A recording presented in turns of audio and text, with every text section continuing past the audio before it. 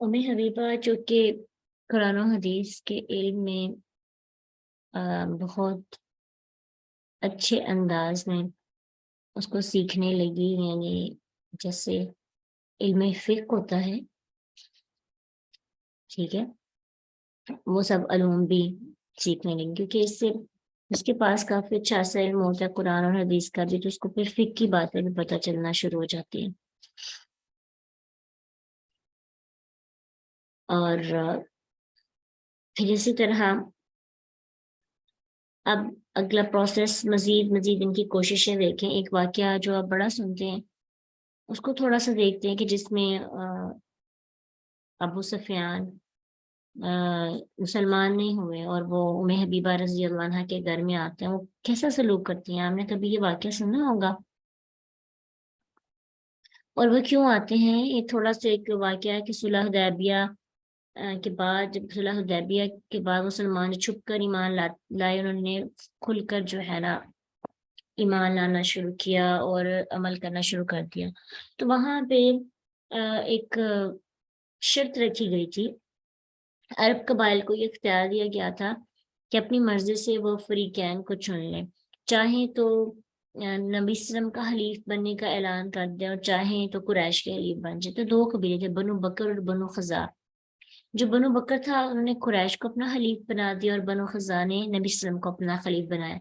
अब क्या हुआ, बनु बकर और बनु ख़ज़ा के दरमियान काफ़ी अर्सा से खून-रज़ी चली आ रही थी। तो बनु बकर ने क्या किया कि नबी सल्लल्लाहु अलैहि वसल्लम के खलीफ बनु ख़ज़ा पर हमला किया, उनके साथ लड़ाई शुरू कर दी और कुरैश ने खुफिया तौर पर बनु बकर को इफ़राद भी दिए। जैसे मदद नहीं पहुँचाई जाती क्योंकि उनको था कि ये खलीफा मोहम्मद सल्लल्लाहु अलैहि वसल्लम के, तो उनको नुकसान पहुँचेगा। हालाँकि सुलह के बाद ये नहीं होना चाहिए था।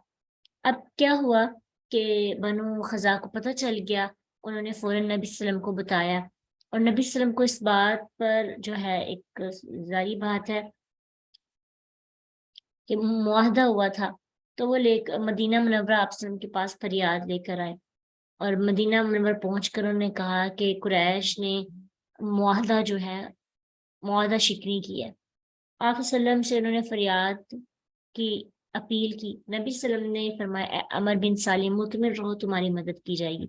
जब कुरैश को पता चला कि नबी सल्लम ने इनकी मदद करनी है, तो उनको पता था कि अब तो इनकी शामत आनी आनी है। बहुत घबरा गए, बहुत खौफज़दा हो गए और उनको अपने किए पे नदामत भी हुई। इस मौके पर कुरैश ने अपने सरदार अबू सुफ़ियान बिन हर्ब को मदीना भेजा ताकि सुलह के मुआहदे की तजदीद कर सके और कुछ मज़ीद मोहलत लें। अबू सुफ़ियान मदीना मुनव्वरा पहुँचे। अबू सुफ़ियान मदीना मुनव्वरा जब पहुँचे, तो पहले अपनी बेटी उम्मुल मोमिनीन सैयदा रमला यानी उम्मे हबीबा रज़ी अल्लाह अन्हा के पास आए, उनके घर में, और वो रसूलुल्लाह सल्लल्लाहु अलैहि वसल्लम के बिस्तर पर बैठने लगे। अबू सुफ़ियान जो है नबी वसल्लम के बिस्तर पे बैठने लगा, तो बेटी ने बिस्तर लपेट दिया और कहा कि ये रसूलुल्लाह सल्लल्लाहु अलैहि वसल्लम का बिस्तर है, आप मुशरिक हैं और आप यहाँ नहीं बैठ सकते। उन्होंने कहा कि बेटी, मेरे बाद तुझे कितने बुरे हालात पेश रहे हैं। बेटी ने कहा, अल्लाह ने मुझे इस्लाम कबूल करने की हिदायत दे दी है।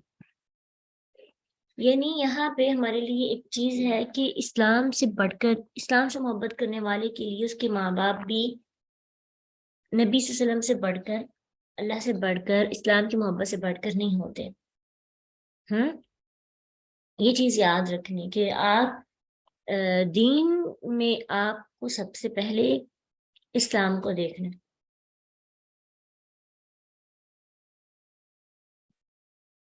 शायद हमें लगता है कि अगर थोड़ा-सा गौर करें ना, उस ज़माने के लोग जो थे, बहुत ज़्यादा अम, कॉन्फिडेंट थे, बोल्ड थे, क्योंकि उनके पास इतना चीज़ें नहीं थी, वो रिलाई नहीं करते थे लोगों पर।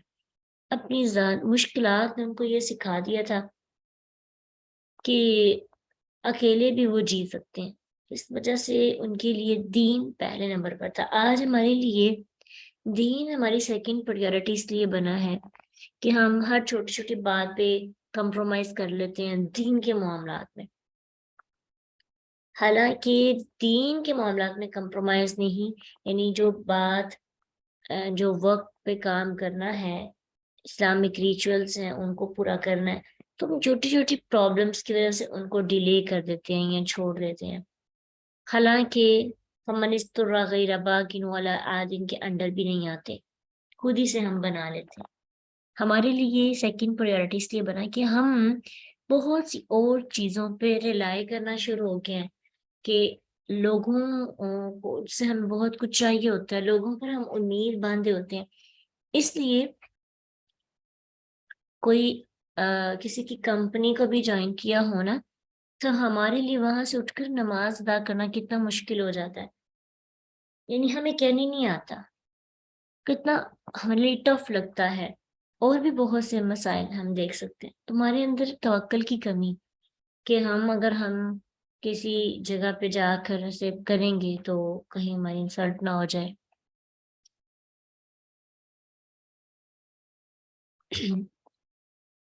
بات حالات کی نہیں ہے، بات ٹوٹلی ہے کہ ہمارے اندر کمی ہے، پریورٹیز کی کمی ہے۔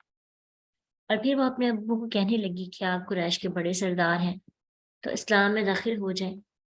اب کیوں پتھروں کی پوجا کرتے ہیں جو نہ دیکھ سکتے ہیں، نہ سن سکتے ہیں، نہ بول سکتے ہیں؟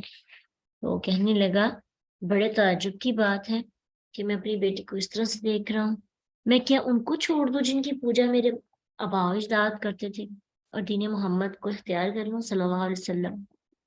یہ کہہ کر وہ چلا گیا، نا امید ہو گیا۔ اس سے کہا کہ یہ تو مجھے بستر پہ نہیں بیٹھنے دے رہی، تو یہ میری خاک مدد کرے گی، یہ میری سفارش نہیں کرے گی۔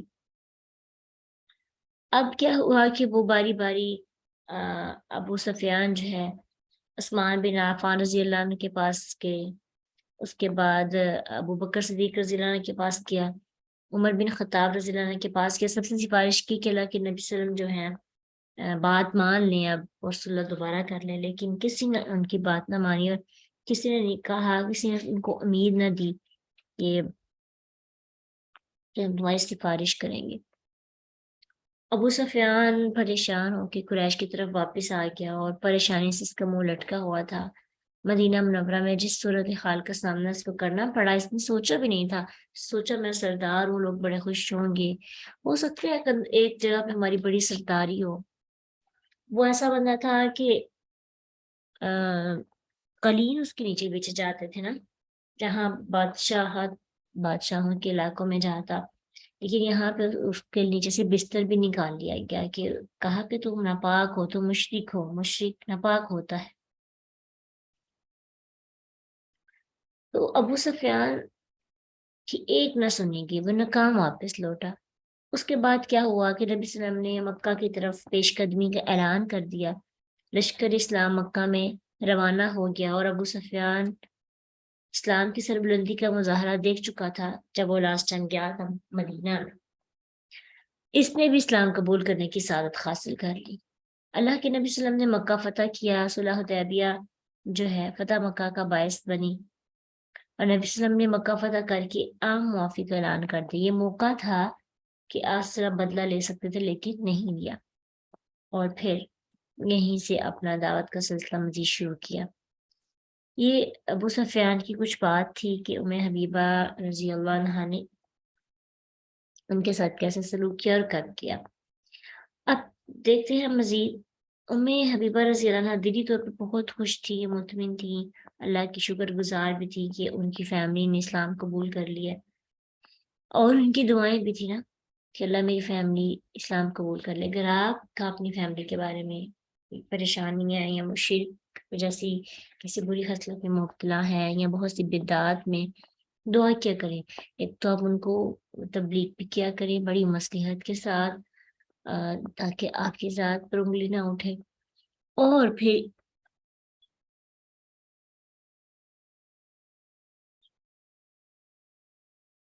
اگر انگلی اٹھ بھی جائے کوئی ایشو کی بات نہیں ہے، ہدایت اللہ نے دینی ہے، آپ نے بس کوشش کرنی ہے۔ ام حبیبہ نے بھی تو کوشش کی تھی نا، آگے سے انہوں نے اپنی بیٹی کو کوئی اپریشیٹ نہیں تھا کیا، تم کتنی اچھی ہو، تم اسلام لے گئے ہو۔ جب انسان کے پاس وہ چیز نہیں ہوتی نا، انسان کو سامنے والا غلط لگتا ہے۔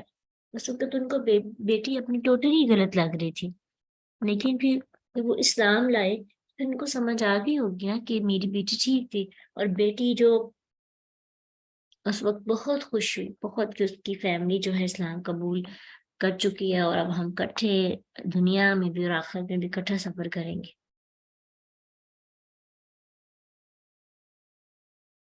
اور یہ توفیق دراصل اللہ کی تھی۔ تو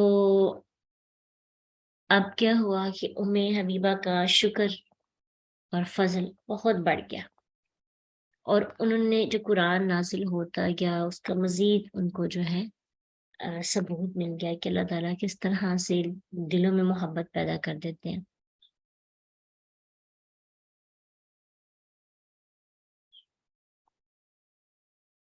اور ان کی فیملی ان کے ساتھ بڑی، پتہ ہے، شادی ان کی ہو گئی تھی، اسلام قبول کر لیا تھا، تو ان کی فیملی بہت زیادہ ان سے ناراض تھی، تو دین کی وجہ سے ان کی فیملی کے آپس میں ان کے ساتھ جو ہے محبت دوبارہ بحال ہو گئی۔ اسی لیے تو اللہ تعالیٰ سورۃ ممتحن کے اندر فرماتے ہیں نا کہ اللہ، ہو سکتا ہے اللہ کبھی تمہارے اور ان لوگوں کے درمیان محبت ڈالتے جن سے آج تک تم نے دشمنی مول لی، اللہ بڑی قدرت رکھتا ہے اور غفور الرحیم ہے۔ تو یہ باہمی محبت سے مراد نبی صلی اللہ علیہ وسلم کی ام حبیبہ سے شادی، جس کی بنا پر وہ ام المومنین کے درجے پر فائز ہوئیں، اور پھر امیر معاویہ اہل ایمان کے جو ہے وہ ماموں کہلائے، کیونکہ ام حبیبہ ان کی سسٹر تھی، اور ان کے والد ایمان لائے نا، تو ان کے ایمان لانے سے اسلام کے اندر جب وہ داخل ہوئے تو آپس میں ساری رنجشیں ختم ہوں گے، اور آپس میں محبت اللہ تعالیٰ نے پیدا کر دی۔ تو یہ ایک طرح سے اللہ کی عطا ہوتی ہے کہ اللہ تعالیٰ کبھی کبھی دشمن کا بھی پاسا پلٹ دیتا ہے۔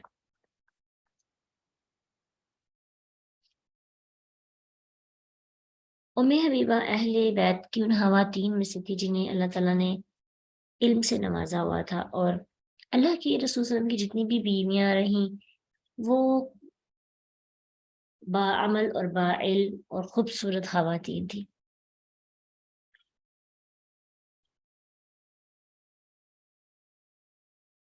ام حبیبہ نے بھی کچھ احادیثیات کی، اور حفظ و روایات کے حوالے سے سیدہ عائشہ صدیقہ، ام سلمہ ان سے زیادہ تھی، اور اس حوالے سے ان کا نام خواتین اہل بیت میں تیسرے نمبر پہ آتا تھا۔ ام حبیبہ سے 65 احادیث جو ہیں وہ منقول کی جاتی ہیں، اور بہت ذہین اور فتین خاتون تھیں۔ ان خوبیوں کی وجہ سے انہیں خواتین اہل بیت کے سردار ہونے کا اعزاز بھی حاصل تھا۔ ام حبیبہ کی ایک بات یہ بھی تھی کہ وہ سنت پر بڑی سختی سے عمل کرتی تھی۔ ایک بندہ ہوتا ہے نا کہ بڑی محبت سے عمل کرتا ہے اور جتنا ہو گیا کر لیا، باقی جو رہ گیا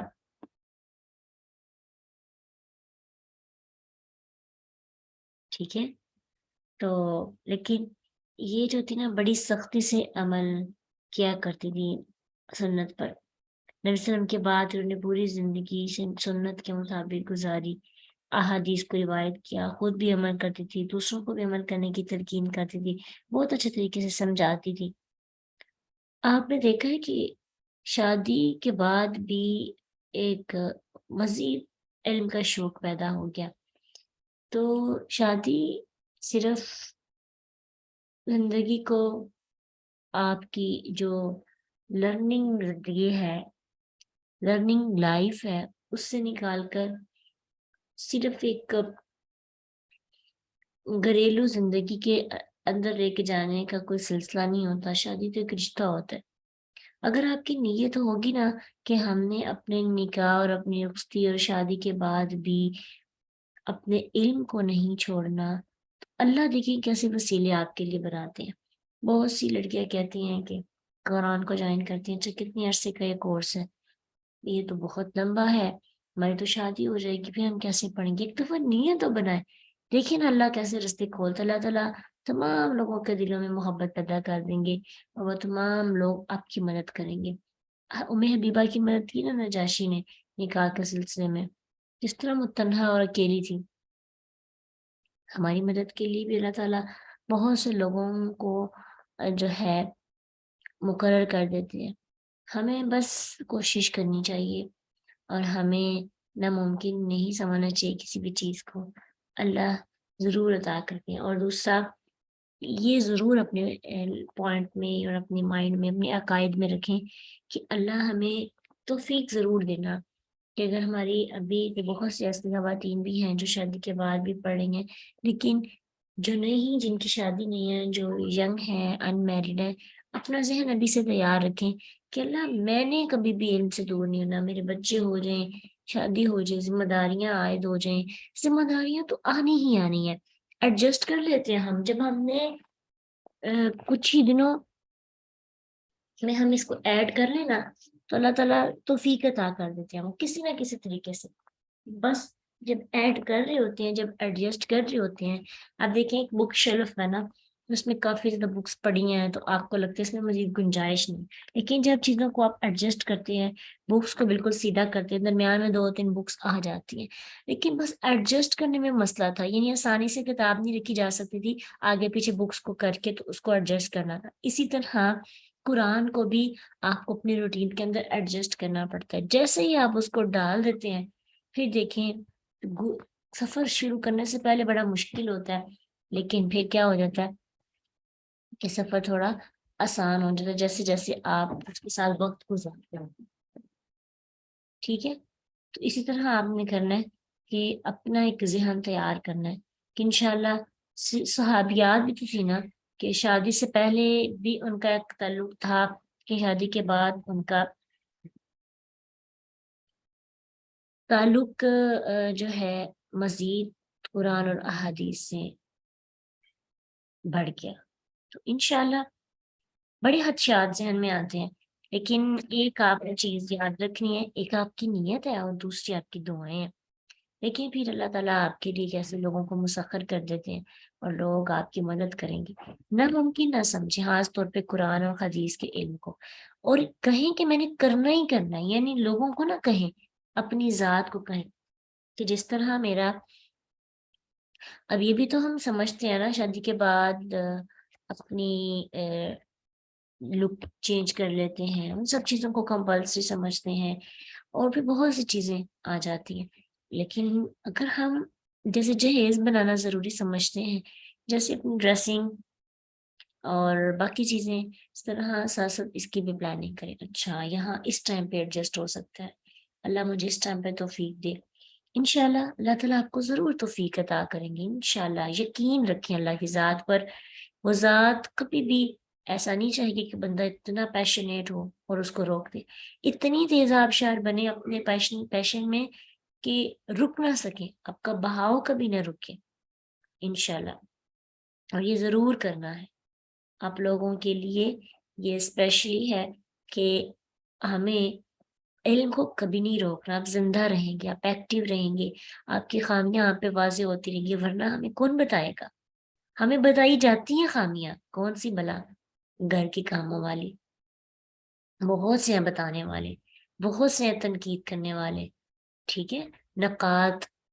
لیکن ہمارے پاس ریمائنڈر دینے والا کوئی نہیں. ہمارے دین کے معاملے میں کوئی یہ نہیں کہتا کہ تو نے آج نماز کیوں نہیں پڑھی یا تو نے سنتے کیوں نہیں یاد آ کی تمہاری نماز میں خشوع کیوں نہیں ہے تمہارے اخلاق ہے تمہاری سوچ کے اندر تمہارے زبان پہ ذکر کیوں نہیں ہے تم تہجد کیوں نہیں پڑھتی. یہ اس طرح کی باتیں کون ریمائنڈر دے گا. یہ جو ہم تو بھی ملٹی کلاس بھی نہیں ہے کہ ہم ملتے ہیں مل کے ایک دوسرے کے لیے ایک موٹیویشن بنے.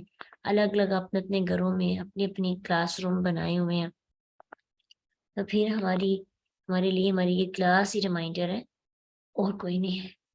اور اگر کوئی کہہ بھی دے تو آج اتنا ظرف نہیں ہے کسی کا کہ وہ سن کر عمل کر سکے. یہ اپنے اندر جب تک جذبہ جنون اور وہ ولولہ وہ پیشن نہیں اٹھے گا عمل کرنے کا کبھی بھی ہم نہیں کر سکیں گے. تو انشاءاللہ پوری کوشش کرنی ہے ہم نے کہ اپنے آپ کو علم سے کبھی بھی کٹ آف نہ کریں. اور اگر اللہ نے آج دیا نا اس کو کنسسٹنسی سے لے اس کی بے قدری نہ کریں قدر والے لوگوں میں شامل ہو جائیں.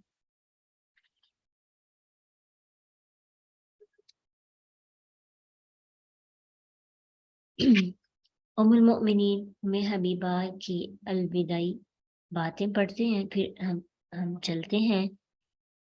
رسول اللہ کی وفات کے بعد ام حبیبہ دن رات عبادت میں مصروف رہا کرتی تھی، ہر کام نبی صلی اللہ علیہ وسلم کے مطابق کرتی۔ حافظ ابن کثیر رحمہ اللہ ام حبیبہ رضی اللہ عنہ کے بارے میں لکھتے ہیں کہ یہ ام حبیبہ سردار، تقوی شعار، عبادت گزار، امہات المؤمنین میں سے تھی۔ خلفائے راشدین میں بڑی عزت کی نگاہ سے دیکھی جاتی تھی، اور یہ عثمان بن عفان کے دور تک بھی گئیں۔ جب ان کا محاصرہ کیا گیا نا عثمان رضی اللہ عنہ کا، تو ان کے پاس ام حبیبہ تشریف لائیں، تو ان میں سے ایک شخص نے پردے میں جھانکا اور پھر وہ لوگوں کو آپ کے بارے میں بتانے لگا کہ ام حبیبہ آئی ہیں۔ ام حبیبہ نے اس کے لیے بد دعا کی، کہنے لگی اللہ اس کا ہاتھ کاٹ دے اور اسے بہنا کر دے۔ کہتے ہیں ابھی اتنے میں ایک آدمی اندر آیا اور اس نے اس پر تلوار کا وار کیا، جس سے ان کا دایاں ہاتھ کٹ گیا اس شخص کا، اور اس کا تہبند، وہ اپنا تہبند منہ میں دبا کر بھاگا، جس کی وجہ سے جسم کا بایاں حصہ برقرار ہو گیا، اور ام حبیبہ کی فوراً دعا قبول ہو گئی۔ انہوں نے ایک طویل زندگی پائی تھی۔ اپنے بھائی امیر معاویہ بن ابی سفیان رضی اللہ عنہ کے دور میں جو ہے تب تک یہ گئیں اور اپنے بھائی کی ملاقات کے لیے دمشق بھی گئیں، مدینہ واپس آئیں۔ انہوں نے اپنی پوری زندگی علم اور زہد و تقوی میں گزاری تھی۔ اپنے بھائی کے دور خلافت میں انہوں نے وفات پائی، اور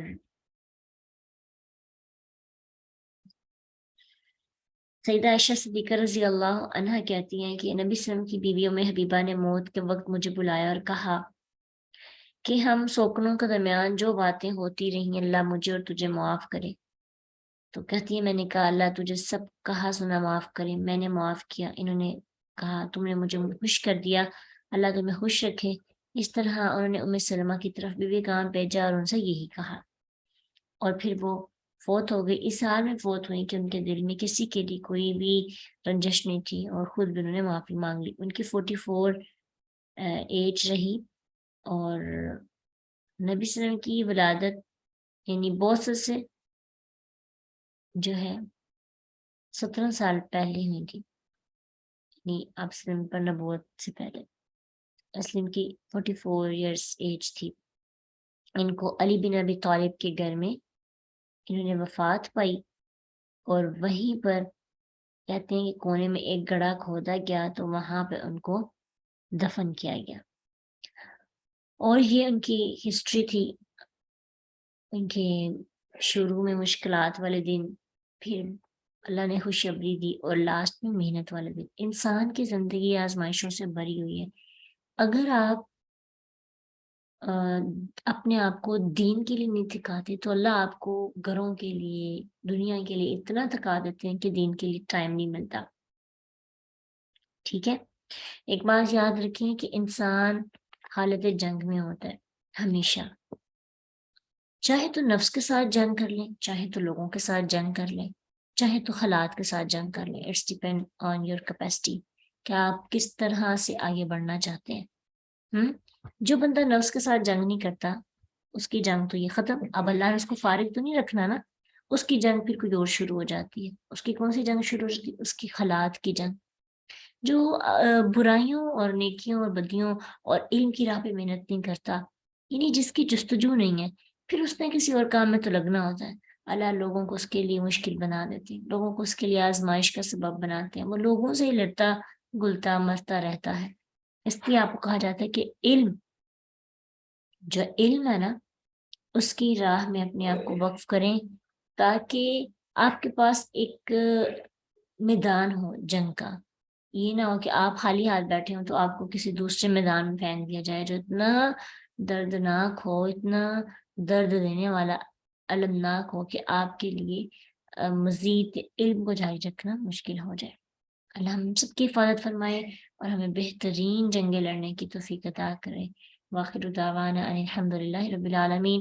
سبحانک اللہم وبحمدک، نشہد ان لا الہ الا انت، نستغفرک ونتوب الیک۔ السلام علیکم ورحمۃ اللہ وبرکاتہ۔